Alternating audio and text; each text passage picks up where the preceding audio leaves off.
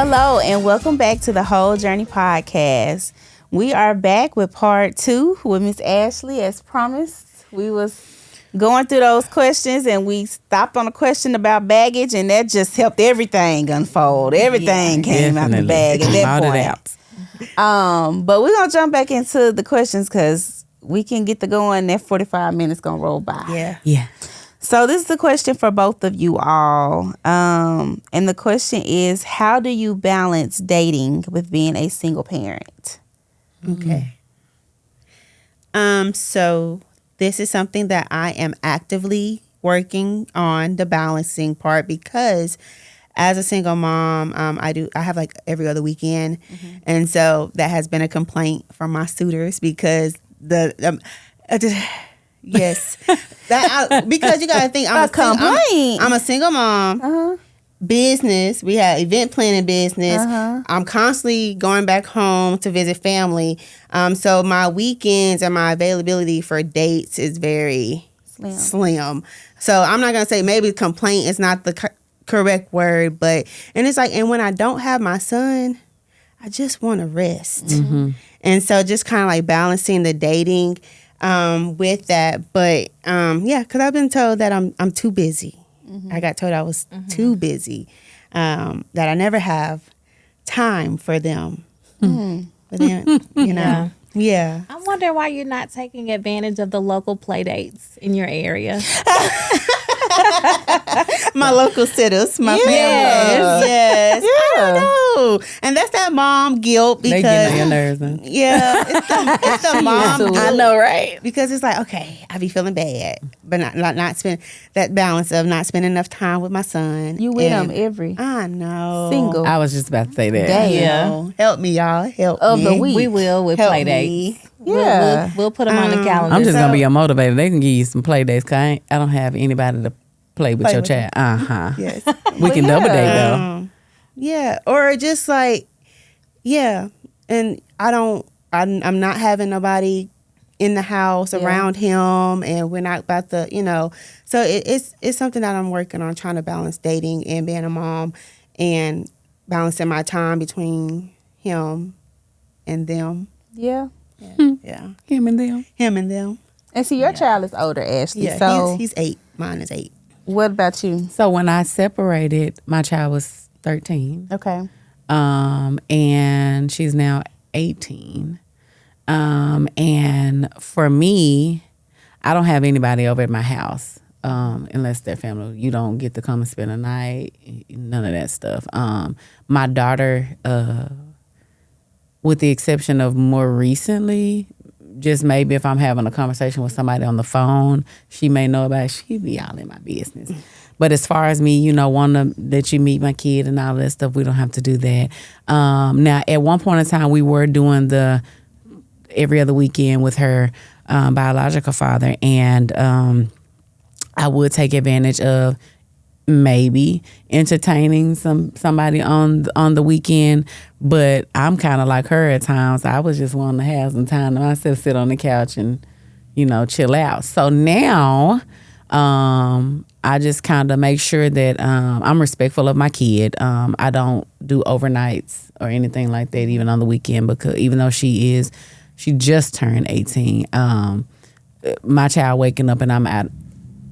For me as a woman and having a daughter, it's a certain respect level that I want to show my daughter to have for herself, and also for me respecting her. My mom did something. I didn't know my mama dated. Like she's been married, and so even though she was married more than once, I never saw a boyfriend. I never saw that, and so I think I patterned myself after her in that aspect. And so, outside of that, if you ask me out on a date and I feel like we can, do something, we can. If I'm interested in you like that, we can do that. I don't necessarily allow anybody to pick me up. I go and I meet you there. That was my rule. Because to me, that's still allowing you to know where I stay. And so if things don't work out, I don't need everybody knowing where I stay. Yeah. I am real particular about my name and my my image and all of that. I always pride myself in saying that no man around Arkansas or the world would have anything to say about, like, I'm not in any of them groups. Yeah. Is this your woman? Oh yeah. The males have one? Yes. And one of my friends was like, you would be happy to know that you did not make it to the such and such. I said, I'm not surprised, because no man that has ever been with me would ask any questions. Like, they don't want, I know what type of woman I am. Yeah. So ain't nobody gonna want you to be trying to find out about me in that sense. But I haven't been out there in the world like that for anybody to be like, is this your girl? Is this your... So yeah, I've always tried to maintain a certain respect level for myself. So that I'm known by a lot of people. A lot of people know me. I guess I know a lot of people too. And my daughter always says, I was out and they said, is you so-and-so daughter? And she says, yes. So with that being said, I don't want it to be a negative impact on everybody knowing. So I just try to, Keep it cute.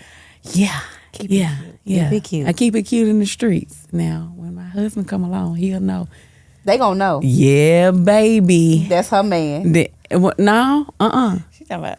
He's gonna know that I'm a lady in the streets. Okay. And y'all know the rest. Yeah. But I won't, as far as publicizing my relationship again, and that may be further along down, I'm not doing that anymore. Okay. I understand that. I think this may be just an Ashley question. Do you think dating is harder or easier now compared to before when you got married? Like, harder.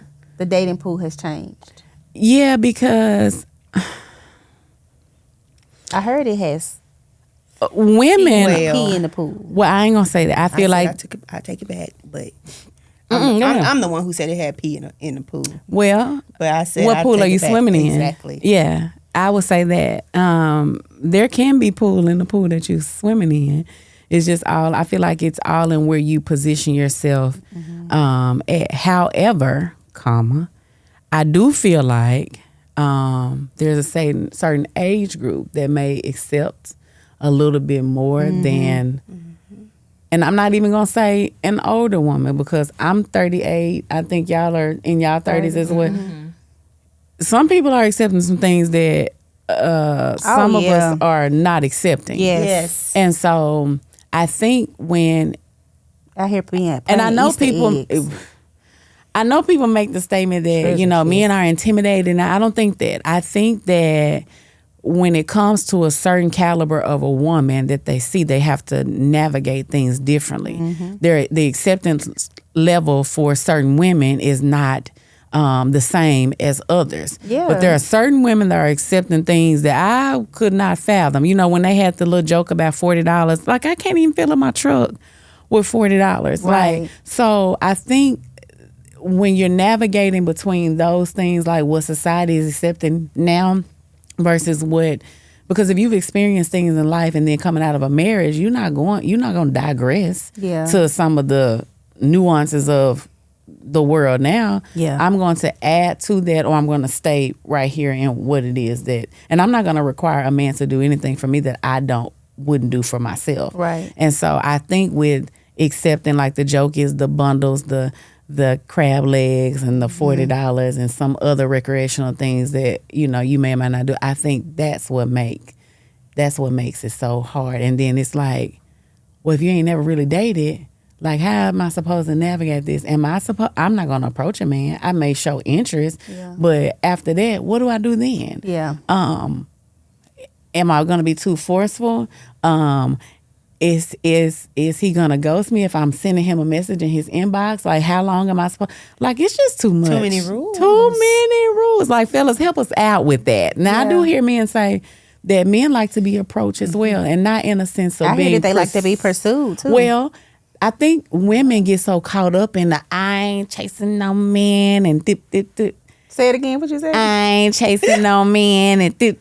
Is that to you? Yeah, it's you being petty. But it's not about a chase. Like, when I see a man and he look good, I might, push up on him. I will, and I might even do something a little different. Because best believe Sheila pushing. I remember cash apping a man $20 just to get him a cigar because I saw that he, smoked cigars and he was having a celebratory moment. And I was like, hey, and I liked him.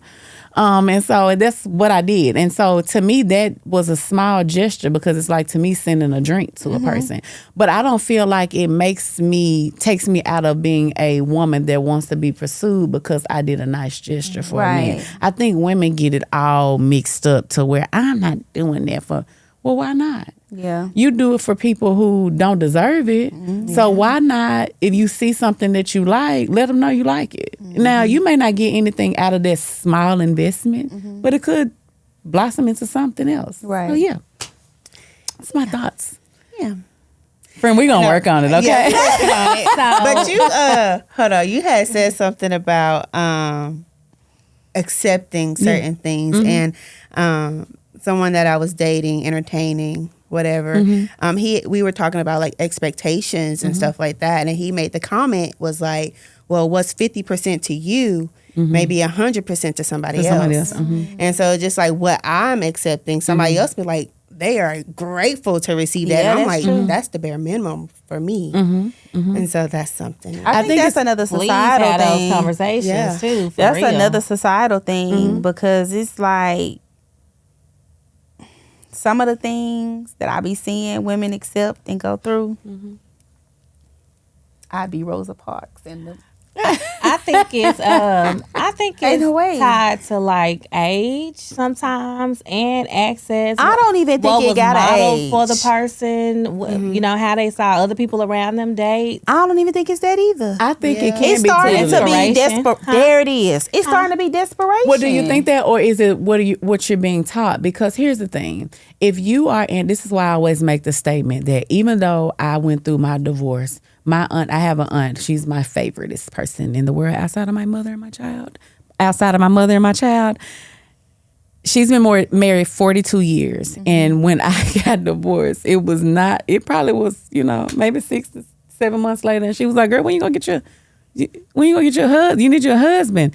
And so, if somebody is telling you or teaching you, hey, it's still okay, even though you went through this. Marriage is this. It's a great thing to have. Even my mother never said to me, you don't need a man, you don't need this. But if you got somebody in your ear saying to you, and this is the person who birthed you, or this is the person that you look up to, or this is the person that's around you, girl, you don't need, or boy, you don't need, that's what you take on. And so now you get into this. That's why I even had to tell my daughter this. You can be interdependent. You can still stand on your own and be okay with allowing a man to do the necessary things that he makes him feel like he's the man. I always hear people say, my aunt says this and my mom says this too, and I'm going to forever reference them. Even my best friend.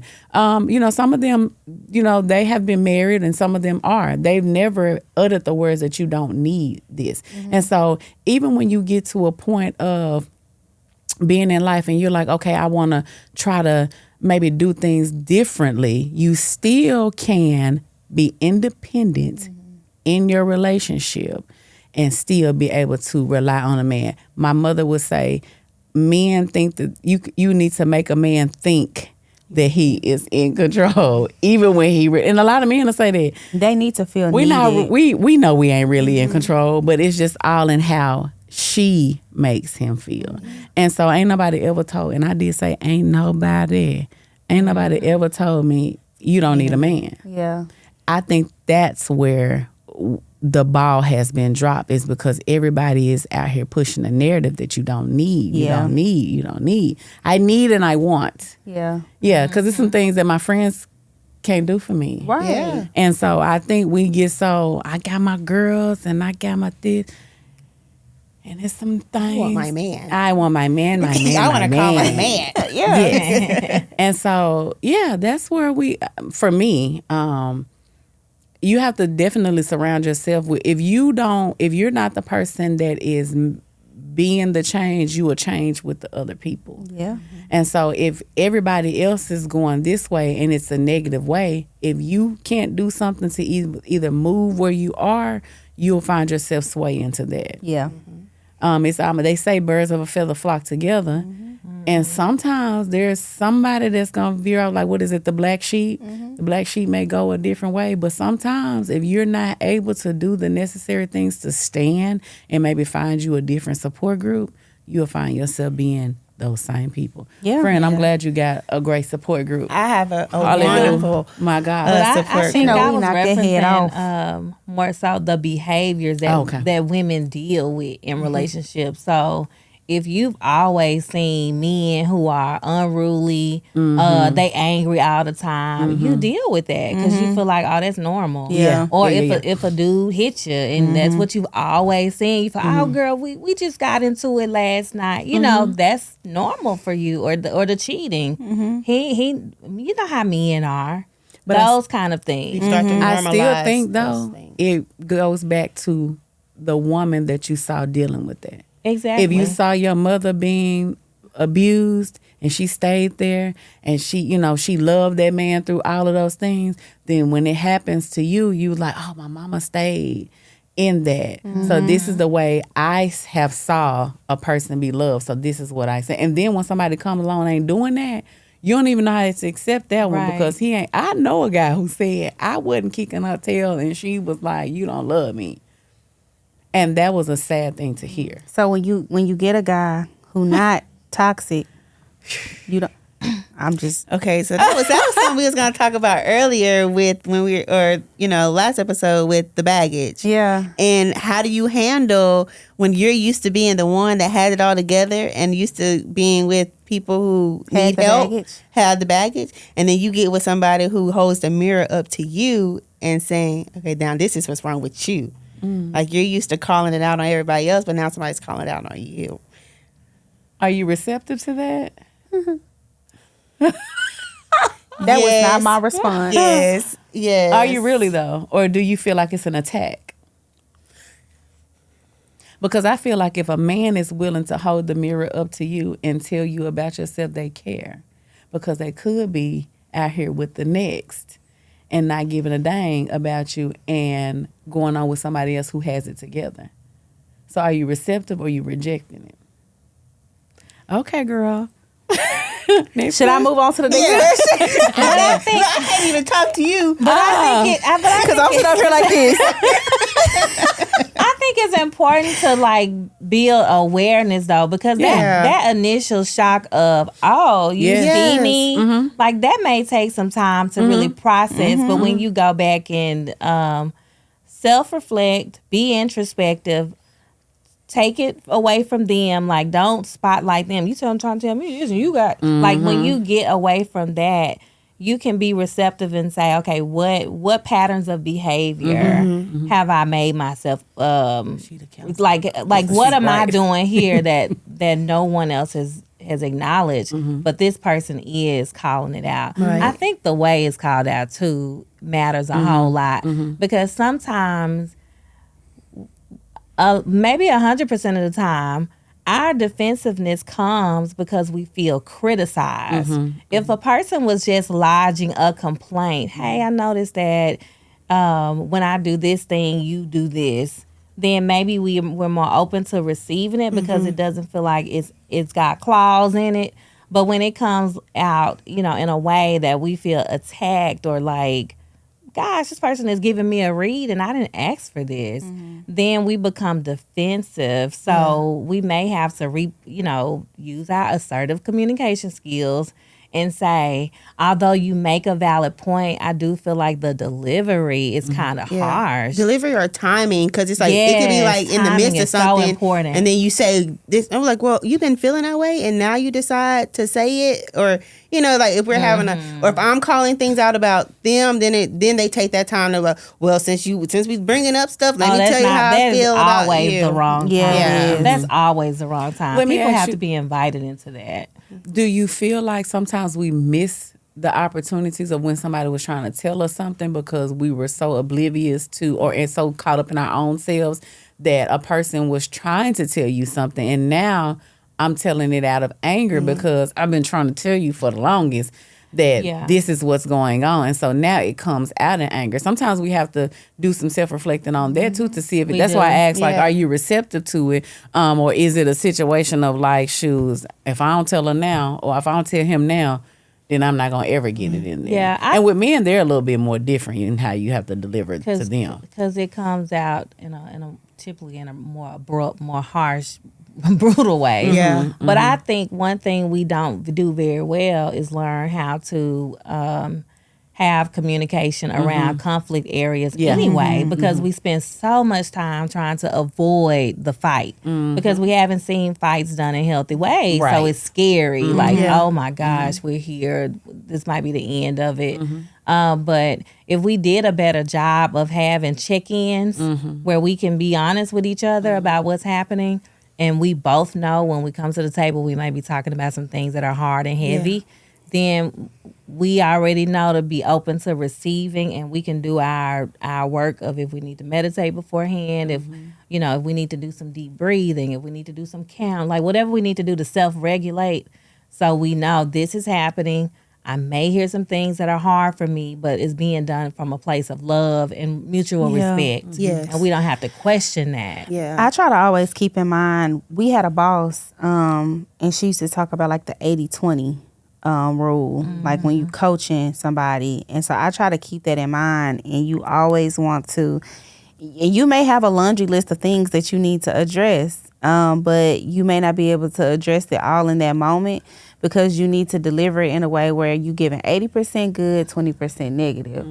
And so you have to kind of tell them what they are doing well at the same time, but this is what I need more of.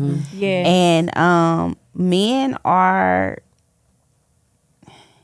ego characters. Sensitive. And they can be sensitive, and when their ego is bruised, ooh, they ain't hear nothing else you saying now. So we're stuck there. Yeah, and so you have to make sure that you deliver it in a way where it's like, hey, I noticed that you have started doing this, and I noticed that you have started doing this, and we talked about this, and I appreciate, but at the same time, I need you to be a little bit more supportive. I need you to do this. And that takes a lot of work. Yeah. But that's exactly what you do. We like to tell people, stop doing this, don't do that no more, blah, blah, blah. And that never works. Like, I can tell you right now, don't think of a blue car. Right. And you're going to think of every blue car you've seen today. Yes. So you have to be very directive in sharing. And I don't like when people say, like, this is not a therapy session, but I am going to tell y'all this. When people are like, I need you to love me more. I need you to just communicate better. What does that look like? What are you talking about? Is that call you on his way from work? Is that checking in with you to see if you're having a good Tuesday? Like, be explicit about what you want, because people cannot read your mind. They don't know how you grew up, what your trauma was, what experience you had that were negative. So you need to be extremely explicit, or don't say anything. And this is my other rule. Don't you dare complain unless you know exactly what you need. Because if you cannot set that person up to win, close your mouth, because you don't know what you want, and how dare you expect them to know. That listen, all I can hear in my head, it was this viral post going around this past week. It was like, she didn't hold my hand, so I'm not going to hold yours. And this girl was going in. That's all I could hear when she was saying that. I mean, this is going. One of the things that you said that I do want to, you talked about, that's what I learned from from going through my marriage. Being able to communicate, or the lack thereof, was totally on me, because I just held in everything. Then when I got ready to talk, it was a blow up. One of the things going forward in a relationship or marriage or whatever it is, I don't want to allow one person to dictate when and how we communicate. Because, sometimes men, they want to come in, sit down, have their time or whatever. And yes, I can allow you to come in and do that. And I know people be like, allow. Yes, I can allow you to do that. Yeah, because he's a grown man. He's a grown man. And, sometimes when we're walking inside of when we are, or me and I are walking the house, we bombard them with, whatever our things are of the day. However, if we say that we gonna discuss something later, we need to discuss it later. Yeah. And when I say later, I'm not saying 2 weeks down the line. I can give a couple of days, but for me, it was okay, I need to have a conversation about something. 2 days come, we need to have a conversation. And before you know it, the weeks have gone by and the problem is still present. And so And for now you me, done something else. The rule is 24 hours. that's how I feel. But for other people, that may not have happened. And so now I'm real resentful because all of these things that I have been wanting to discuss and talk to you that have been a problem, we hadn't been able to discuss. And so I hadn't always been this person like, I don't want to do that. This is how I feel on this, because I felt like it would cause more issues if I was expressive.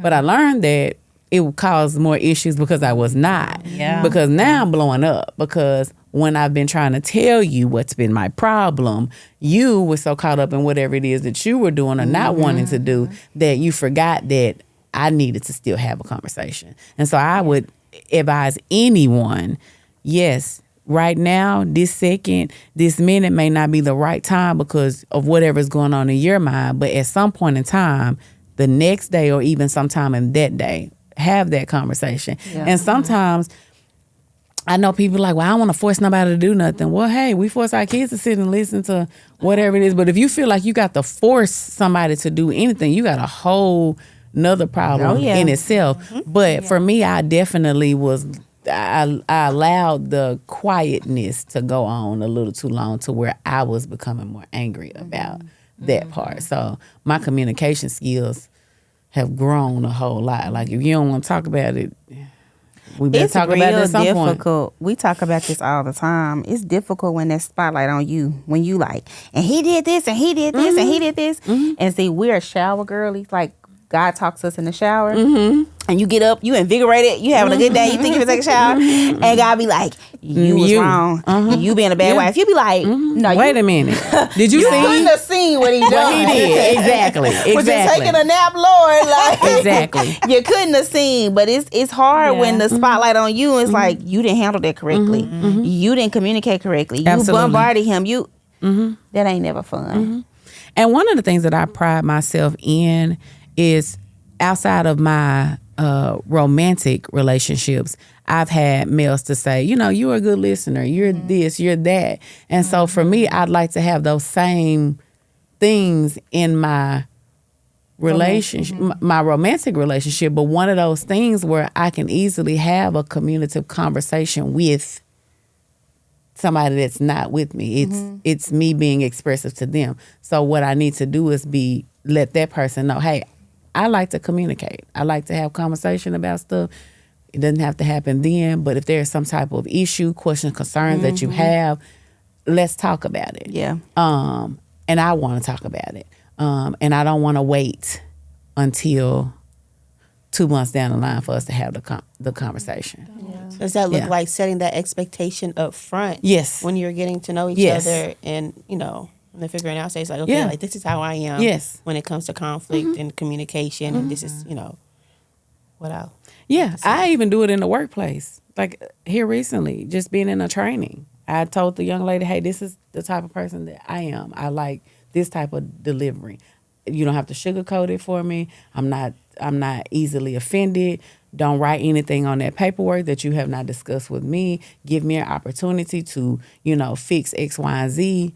And it was the best situationship or whatever, work relationship that could have been created because I'm letting you know the type of person I am up front. Yeah.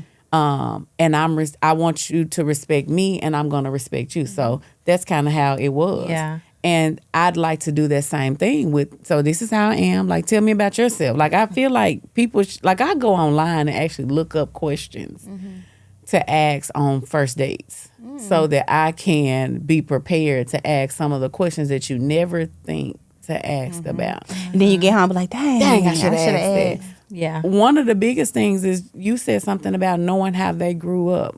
I asked the question one time, and I actually did this when I was married because I found out that I didn't know a lot about my ex-husband. And one of the questions that I asked was, what is one of the fondest moments that you had as a child? And it was geared towards something with his father. His father was deceased when we got married.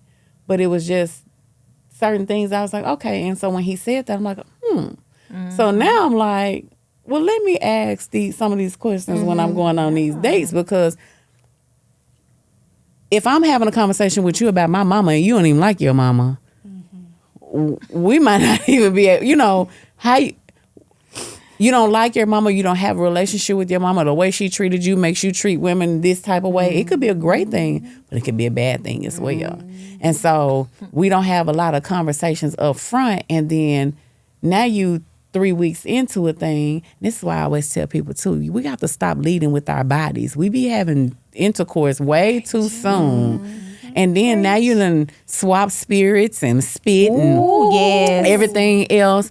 And it's too late now. It's too late. You done found out that he like to choke people and not in a good way. And now you can't get rid of him because you done gave all of this up. And y'all done had the good. Y'all done exchanged everything. Yeah. And so sometimes we got to put our own, take our own feelings of wanting to be in a certain situation with a person to kind of slow things down. And I ain't saying you got to go snail, but learn extra things about the person, get a foundational piece about the person before you go to putting yourself into something that you may not be able to rid yourself of. Yes. Right. Yes. I also think if a person cannot get their body under control, that is the height of immaturity. So you already know if your hormones at 30 something are controlling you, go on. Yeah. Because you hadn't got your body in check. Yeah. And you got potty trained at 2 or 3. Way too long. Get yourself under control. I feel like that's a need to feel wanted. If you don't feel like a man wants you sexually, then he doesn't want you because the way men tell me, they'll sleep with anything. That's part of the training. But that's part of the training too. Yeah, it is. Look, you go on, lock him down with that. But they didn't tell you. All of us got one. Yeah. Listen, I've had more men want to do things with me without sharing anything than anybody that I know, not than anybody, than people that I know that is given, and they've talked about it. Men talk about it. Like shoes. We just having a good time. I'm just enjoying being in her space. Sometimes, they look at you because they may be sexually attracted to you. But if you have other things to offer, they would much rather have a great conversation with you, hang out with you, go do Top Golf and, do those little things. Then, anybody can have sex. What else do you have? When sex is gone, if your body start working tomorrow, what you got to offer? What else? What foundation do you have to be able to sustain your relationship with a person?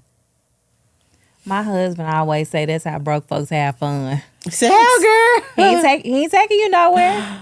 Everybody, it's free. That's how broke folks have fun. I feel like that's also though. I ain't even got nothing to say on that. I feel like that also kind of goes back. Everything relates to trauma and childhood and growing up and how you saw relationships and stuff like that. So a woman who may give her body more freely because she thinks, oh, if I give him this, he'll love me. He'll stay. He'll want me. Because she may have seen that growing up, or maybe how she associated love is with sex. And so those are just things that they're going to have to unlearn. Those patterns and those things that they learned during their but truth be formative told, years. There is connection happening, even if it's for just those couple of seconds or couple of minutes.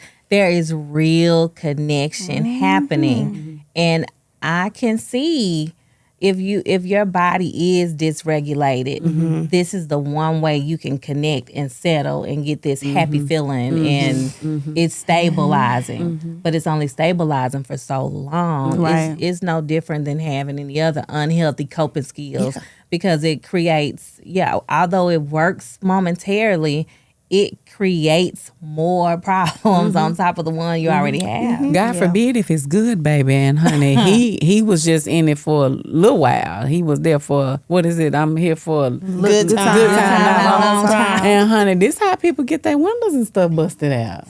That's how they end up on First for that? Oh, yeah. Well. Amen. Moving right along. Ashley. Oh, God. What advice would you give to someone who feels unworthy of love after divorce?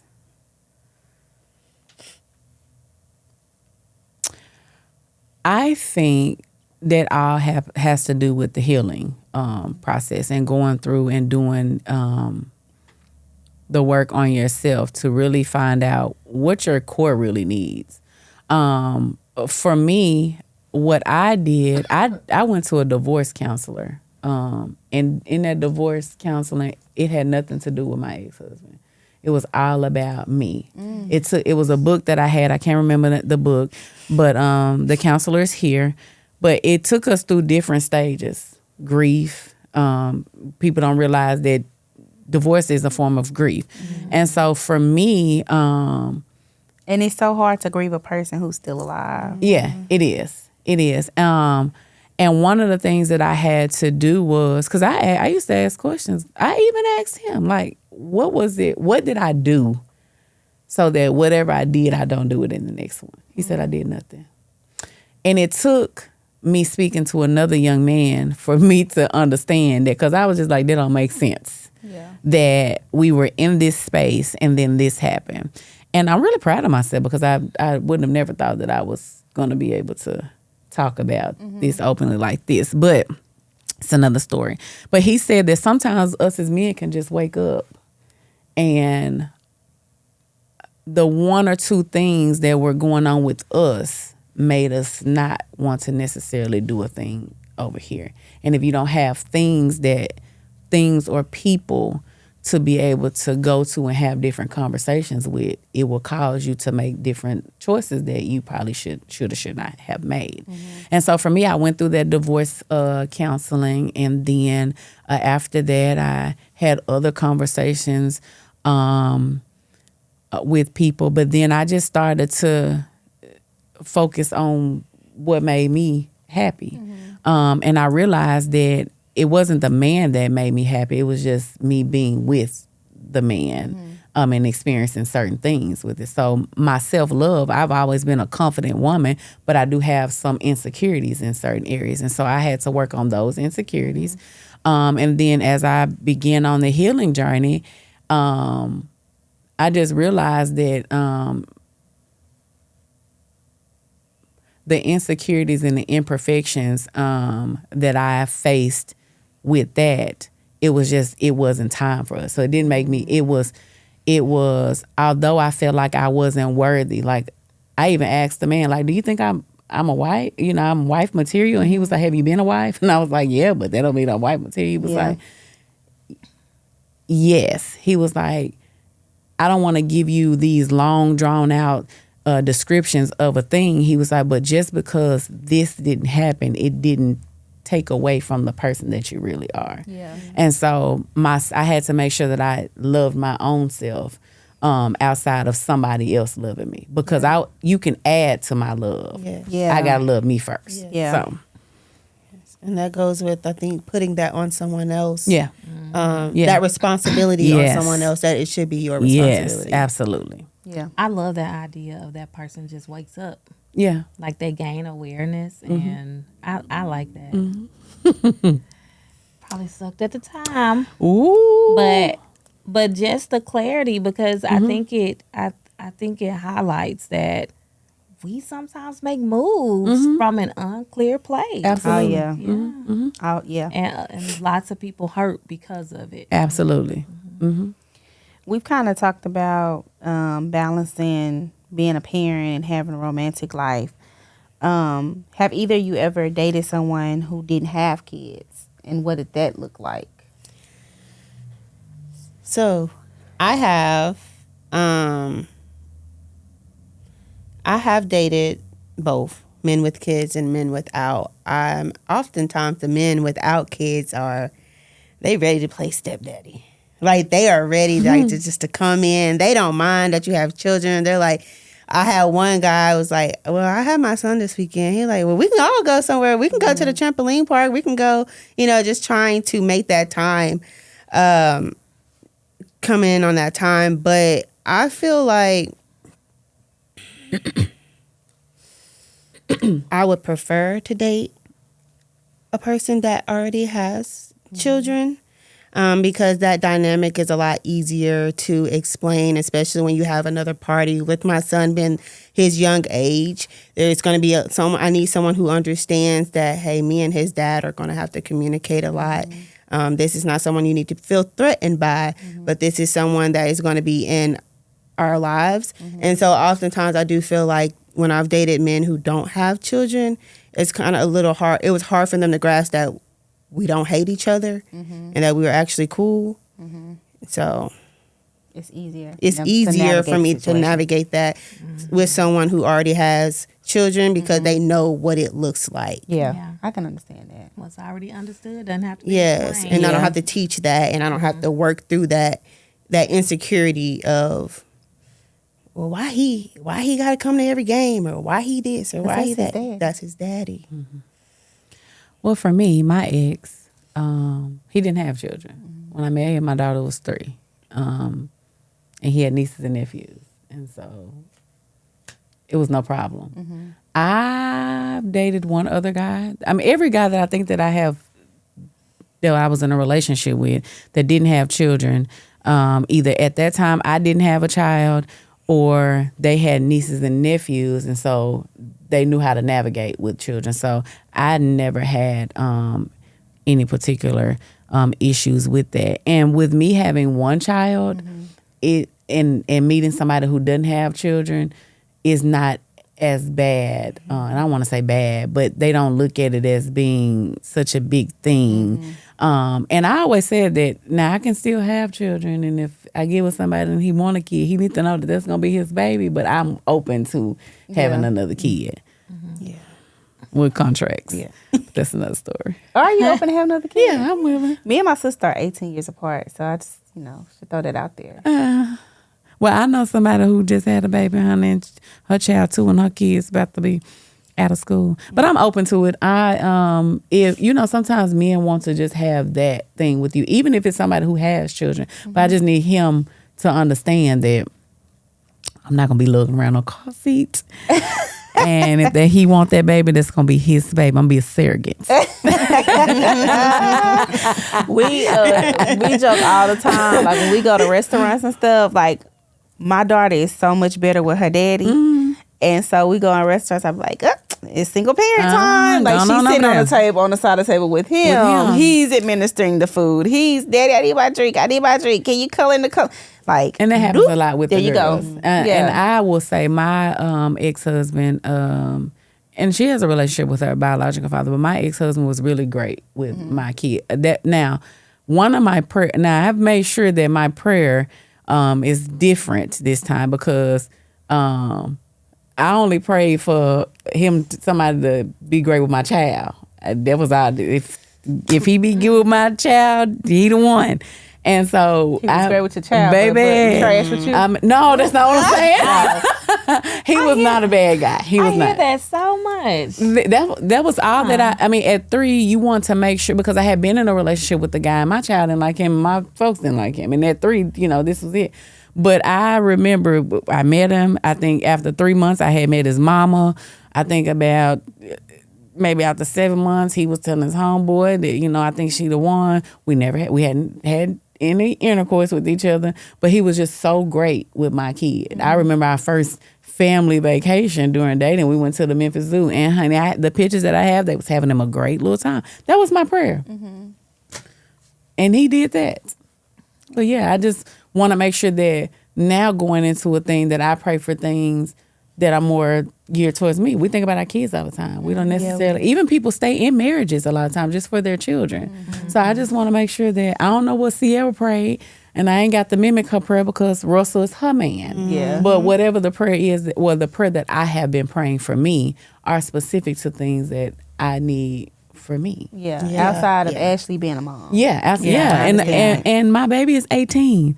And so, yeah, I don't even know what I'm about to do now that my child will be heading to college. And I've been a mom and a wife, or a mom and a girlfriend all my life. Like, I haven't had any time for me.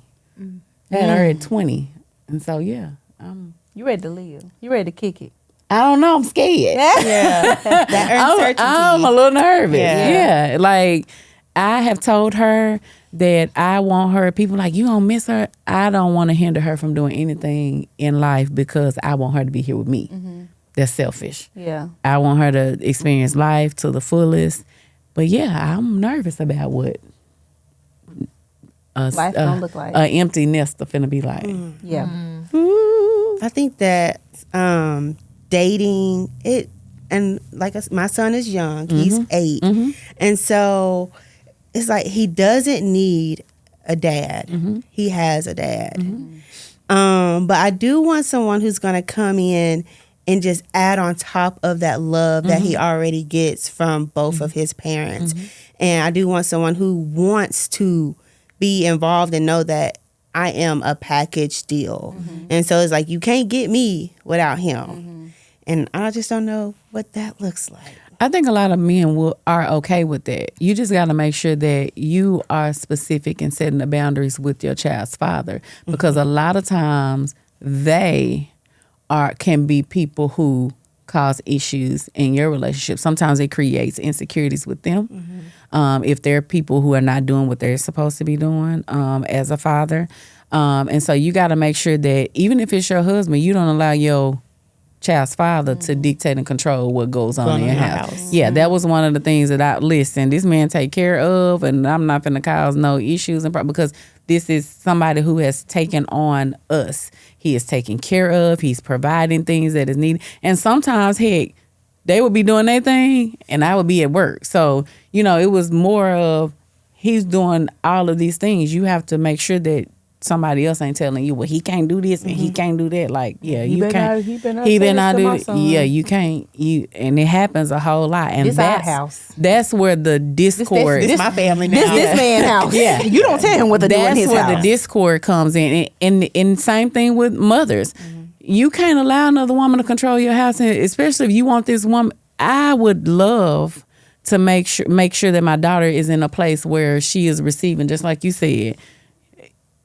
I can't control what you got going over there. I'm not a bitter baby mother. I don't even like baby mama. I am not a bitter mother. I would love to be able for them to have whatever relationship it is, if she is, because everybody's not mother material either. They don't give off that motherly love. I know you have a blended family, and so people don't give off that. And so, yeah, you got to make sure you ain't, this is daddy, and he such and such so you'll find yourself without a man. Yeah. For real. I'm sorry, go ahead. That's it. Look, Ashley, I'm like, we ain't talking about that on this show, girl. We ain't getting into that now. We stay away from there. Yes, we do. Well, I was just referencing blended. I think sometimes it can look a lot different, Right. Because y'all are women navigating dating with a child. When it's flipped, Right. oh baby, Absolutely. That's why I said women, we can't be bitter people either, because you don't want to be in a situation where, and people always harp on this, well, he bought this and then buy mine, or she bought this and, well, what did you do when they did buy this? Or what did you do when they did include you? Did you include the kids? Did you act a monkey? Or were you appreciative of what was going on? You got to be careful. Like, you can't be mad because I bought something, because you know what I'm going to do now? My hard-earned money. I'm going to keep it. Now, I can show you. I'll teach you how to act crazy. I'll teach you. We joke sometimes that it's like they went to a school and they all got trained to act a certain way. No.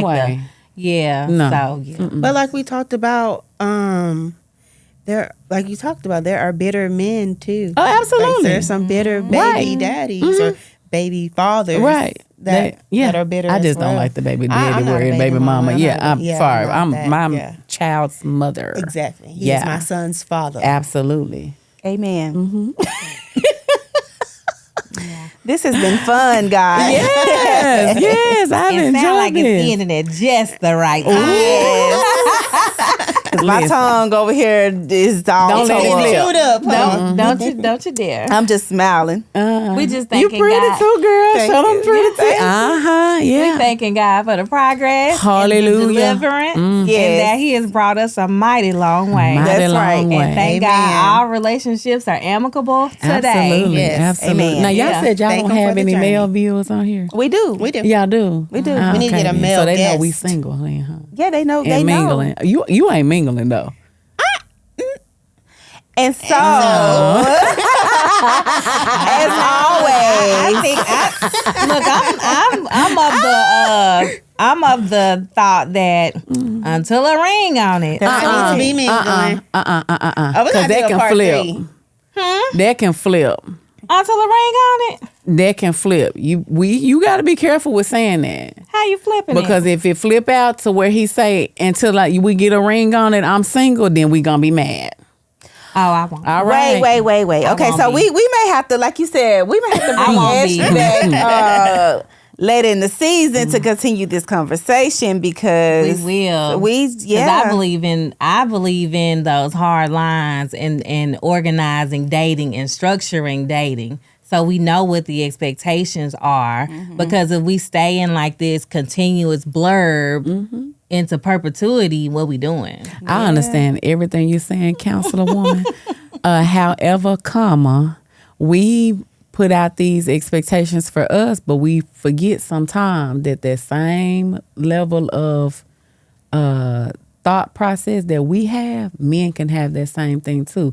And if he out here with everybody, we gonna be mad. So if we over here saying we single until we get a ring on it, and we be out here doing everything, and we not exclusive with nothing, He doing it too. if it backfire on us, we finna be mad. Gonna be crashing out. I agree. Yeah. All right. And we getting delivered from crashing out. So until next time, this has been good. Ashley, we thank you for I coming. thank y'all Thank for you having so me. much. This has been good. This has been Yeah. good.